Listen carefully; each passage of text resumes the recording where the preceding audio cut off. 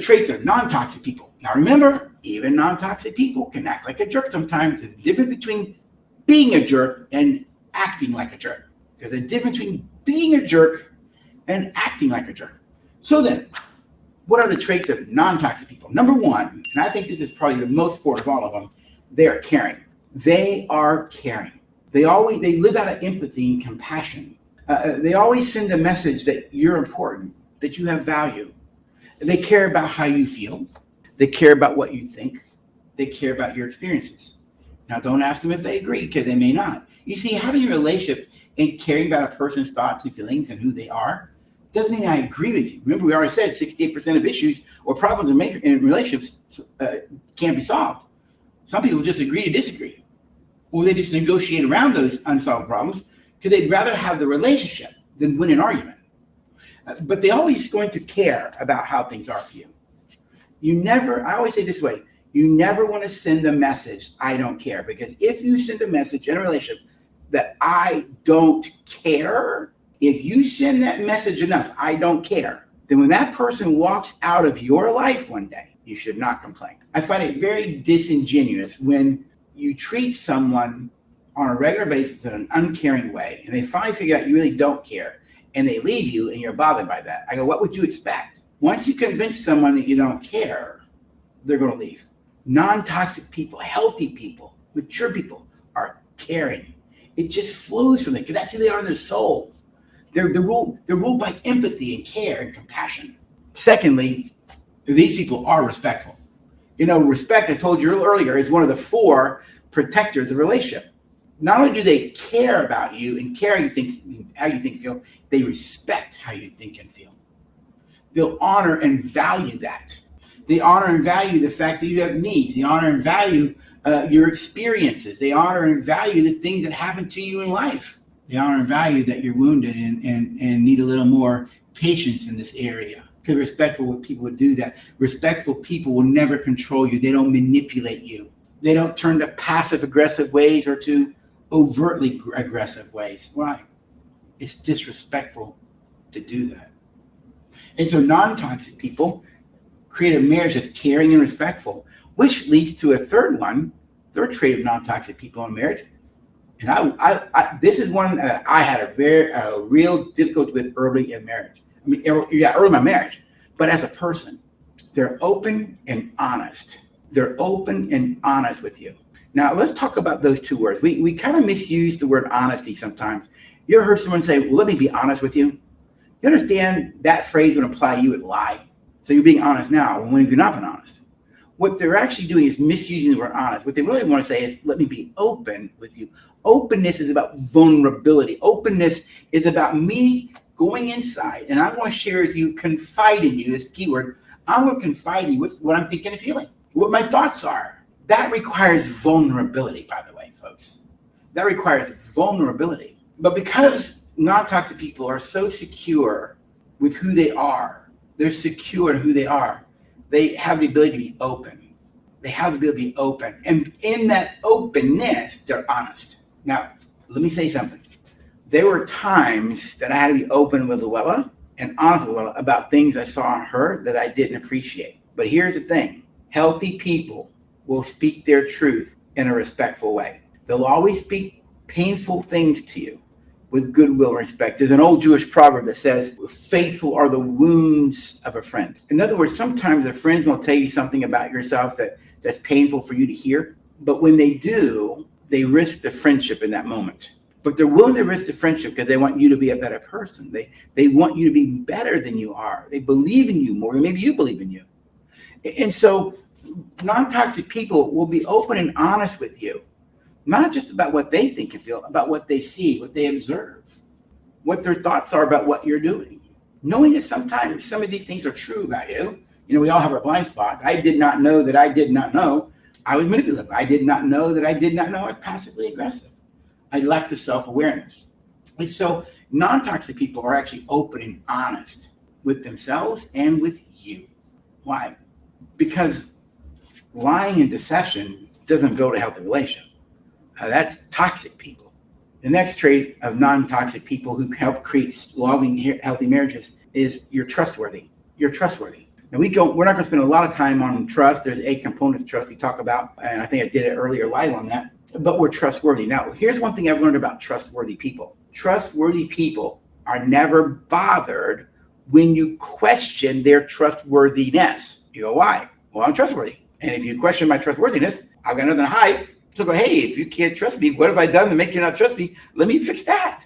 But when you question someone's trustworthiness and they get defensive, well, you may have a problem. All right. And so non-toxic people are trustworthy. I made reference to this one, but this is really important. I think it's probably the most important piece of it this here. It was the first trait we talked about with non-toxic people. With toxic people. Now we're going to talk about it with non-toxic people. Non-toxic people are secure. They believe that they already have value. They believe that they matter. They believe that they're lovable. They believe they have a purpose. They believe that they're good enough. They believe that they matter. They believe that they're adequate. And because they're secure in their identity as a person, as a male or a female, as a husband or a wife, as a boyfriend or a girlfriend, because they're secure in who they are, think self-esteem, self-worth, because they're so secure in who they are, they can now give to relationships without taking. They have no need to take. Why? I already know who I am. I'm secure in that. And this is why to love another person, you've got to love yourself. I'm going to say that again. It sounded good. To love another person, you got to love yourself. And your inability to love yourself will hinder your ability to love your spouse. Some people have said, for those in the faith community, you can't love your spouse unless you love God. And that actually isn't true.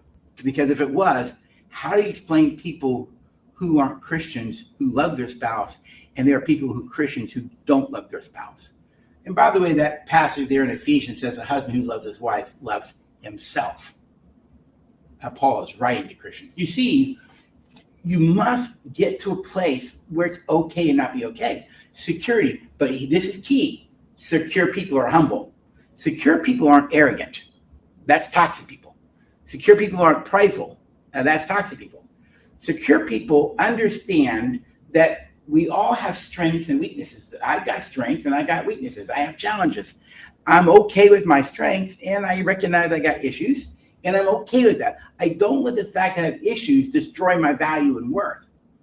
It just means I'm human. It just means I'm human. And what's really powerful is to live life as a human rather than live life as being perfect or just giving up on life and quitting. I was an overachiever. That's why I got a PhD, 2 master's degrees, a BA, I had an LPC, an LMFT, clinical fellow with the AA, MFT, CIA, UFO, EIEIO, like a lot of letters. But on one level, I was an overachiever. I never felt that I was good enough. I was so insecure. So I thought if I kept jumping hurdles, I'll be good enough one day. Only to find out that I already was all along. I'm fearfully, wonderfully made, you see. And so security is another trait.